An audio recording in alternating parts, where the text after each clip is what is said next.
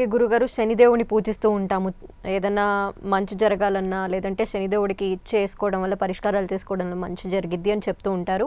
అందుకని హోమాలు కానీ లేదంటే శనిగ్రహాలకి శనిగ్రహం చుట్టూ తిరుగుతూ ఉంటారు శనివారం పూట కానీ కొన్ని రోజులు. అలా కాకుండా ఇంకేదన్నా మార్గం ఉంటుందంటారా శనిదేవుని పూజించడానికి? ఇలా హోమాలు పూజలు కాకుండా ఇక్కడ గ్రహాల్లో మనకు సేవకుడు అంటే గ్రహాల్లో యువరాజు సేవకుడు శని భగవానుడుగా చెప్పారు. ఎందుకంటే రాజు రాణి రవిచంద్రులు అయితే సైన్యాధ్యక్షుడు కుజుడుగా చెప్పారు. బుధుడు మంత్రిత్వం, గురు శుక్రులు ఇద్దరు మంత్రిత్వం ఉన్నారు. బుధుడు అటు మంత్రి గారు ఏది చెప్తే అది పాటిస్తారు. మిగిలిన గ్రహం ఏంటంటే శని. ఇంకా 7 గ్రహాలు ప్రధానంగా చెప్పబడింది శాస్త్రంలో. రాహుకేతులు తర్వాత గ్రహాలు అవి. శని ప్రధానంగా మనకు చెప్పబడింది కాబట్టి శని సేవకుడుగా చెప్పబడింది. యువరాజుగా కొంతమంది అంటారు ఆయన్ని. మరి ఇక్కడ యువరాజు అని ఫస్ట్ దాన్ని తీసుకున్నట్లయితే, ఆ పదాన్ని మనం తీసుకుని వాడినట్లయితే ఇక్కడ శనికి చిన్న పిల్లలు చదువుకునేటువంటి పిల్లలకి విద్యాదానం చేయటం.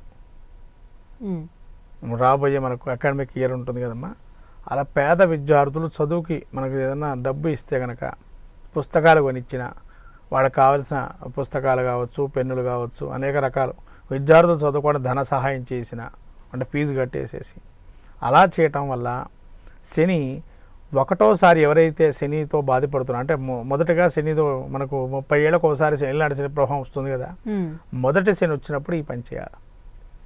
అంటే విద్యార్థులకి ఏదన్నా వాళ్ళకి మనము భోజన సదుపాయం కానీ, హాస్టల్ ఫెసిలిటీ లేని వాళ్ళు కానీ, చదువుకోలేని శక్తి లేని వాళ్ళు కానీ వాళ్ళకి ఈ విధంగా పుస్తకాలు లాంటివి దానం చేయటం, వాళ్ళకి ఫీజులు మనం ఇవ్వటం లాంటివి చేయటం వల్ల మంచి జరుగుతుంది. యువరాజుగా మనం చూస్తే సేవకుడుగా చూసాం. ఇంకా రెండోసారి శని వస్తుంది. మళ్ళీ కొంతమందికి ఏళ్ళనాటి శని రెండోసారి వస్తుంది.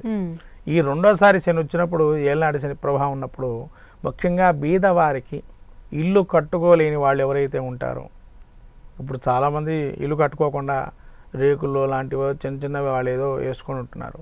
అలాంటి వాళ్ళకి గృహానికి సంబంధించిన ఏదైనా సహాయం చేసినా, లేకపోతే వాళ్ళు ఇంటి చుట్టూత ఆవరణ తుడుచుకోవటానికి కానీ ఏదైనా లేకపోయినా బట్టలు కానీ, లేకపోతే రకరకాల వస్త్రాలు వాళ్ళకి వస్త్రదానం చేసిన, సేవకుల్ని ఒక సేవకుల్లాగా చూడకుండా ఒక భగవంతుడి యొక్క భావనగా ఎవరైతే చూస్తారో వాళ్ళకి శని అనేటువంటిది ఏది చేయలేడు, ఏమి చేయలేడు ఆయన. ఎందుకంటే అతనికి ఇష్టమైన వృత్తి అది. అతనికి ఇష్టమైనది ఏంటంటే ఎవరైతే బాగా పూర్గా ఉంటారో, వాళ్ళు ఎవరైతే ఉద్ధరణ చేస్తారో వాళ్ళ జోలికి శనిదేవుడు రాడు. తర్వాత శని అనుగ్రహం పొందటానికి ఇంకా ఈ బట్టలతో పాటు, అంటే కొత్త బట్టలు అండి, ఏదో మనకున్న బట్టలు ఇవ్వటం కాదు, ఇక్కడ కూడా వాళ్ళకి కొత్త బట్టలు లాంటివి ఇవ్వటం, భోజనానికి సంబంధించి ఇవ్వటం. తర్వాత ఇంట్లో భోజనం కూడా గడవకుండా ఉంటుంది కొంతమందికి, అటువంటి వారికి నెలసరిగా ఏమన్నా ఆదాయంగా వాళ్ళకి మనకి ఇవ్వటం. తర్వాత పిల్లలు ఉంటారు, పెళ్లి చేయలేని పరిస్థితి ఉంటారు, పిల్లలు పెళ్లి చేయని పరిస్థితి ఉంటారు పేదవాళ్ళు, వాళ్ళకి పెళ్లి చేయడానికి సహాయం చేయటం.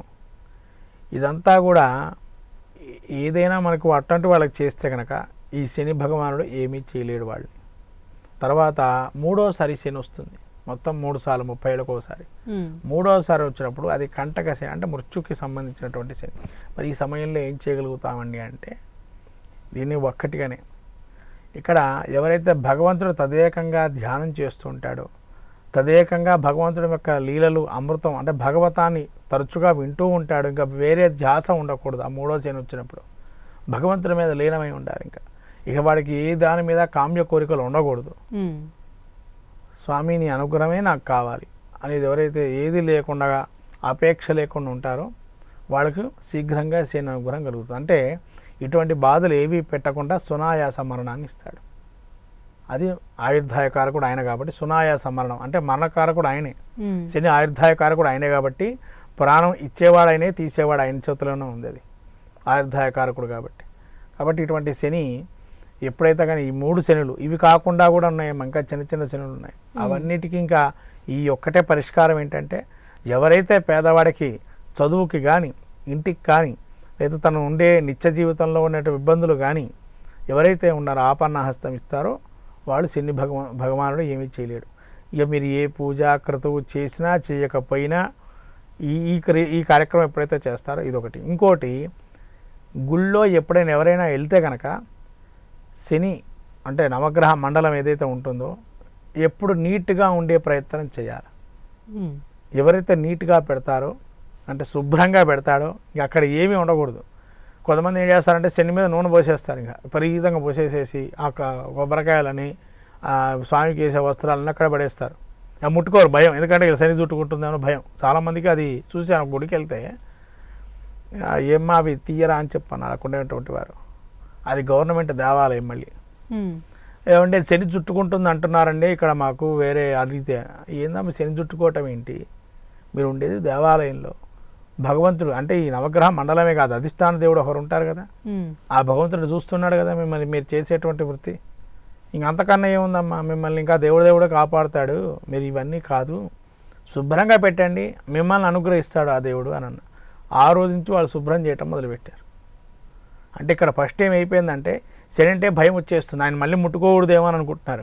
శుభ్రంగా ఉంచితేనే పరిపూర్ణమైన ఫలితం ఇస్తాడు. ఎన్ని పూజలు చేయండి, ఎన్ని అభిషేకాలు చేయండి, ఎన్ని నూనెలు పోయండి, కేజీలు నూనె పోయండి, లాభం లేదు. ఎప్పుడైతే మండలాన్ని శుభ్రంగా పెడతారో, ఏ ఇంట్లో అయితే నీట్గా ఉంటుందో ఇల్లంతా ఆవరణ నీట్గా పెట్టుకోవాలి, శుభ్రంగా ఉంచుకోవాలనుకునేవాడు ఎవరైతే ఉంటారో శని బాధలు చాలా తక్కువగా ఉంటాయి వాళ్ళకి. ఒకవేళ ఉన్నా కూడా అవి వేరే విధంగా మారిపోతాయి చిన్నగా. ఓకే.